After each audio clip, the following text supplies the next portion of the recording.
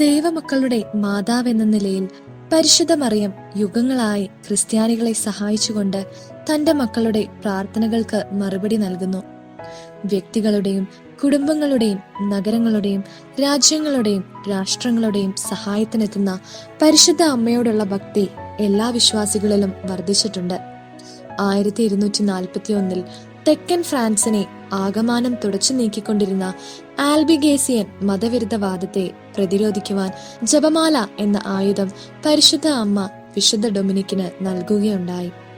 ജപമാല ചൊല്ലുന്നത് വഴി മാതാവ് സഹായത്തിനെത്തും എന്ന കാര്യവും ഇത് ദൈവത്തിന്റെ ഇഷ്ടപ്രകാരമാണെന്ന കാര്യവും ലോകം മുഴുവനുമുള്ള ക്രിസ്ത്യാനികളെ പരിശുദ്ധ അമ്മ അറിയിച്ചു.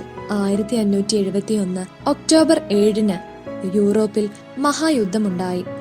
യൂറോപ്പ് മുഴുവനുമുള്ള കത്തോലിക്കർ ജപമാല ചൊല്ലിയതിന്റെ ഫലമായി ക്രിസ്ത്യാനികൾ ആകമാനം രക്ഷപ്പെടുകയുണ്ടായെന്ന് ചരിത്രരേഖകൾ സൂചിപ്പിക്കുന്നു. ഇക്കാരണത്താൽ തന്നെ ഈ ദിവസം പരിശുദ്ധ ജപമാലയുടെ തിരുനാൾ ദിനമായി അംഗീകരിക്കപ്പെട്ടു.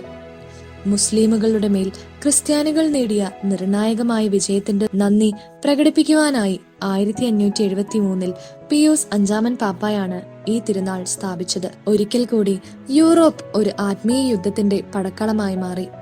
നിഷ്കരുണരായ സൈനിക ശക്തിക്കെതിരെയുള്ള യുദ്ധം ജപമാല കൊണ്ട് വിശ്വാസികൾ ആരംഭിച്ചു. അധികം താമസിയാതെ നെപ്പോളിയൻ അധികാരത്തിൽ നിന്നും നിഷ്കാസിതനാവുകയും പാപ്പ ജയിലിൽ നിന്ന് മോചിതനാവുകയും ചെയ്തു.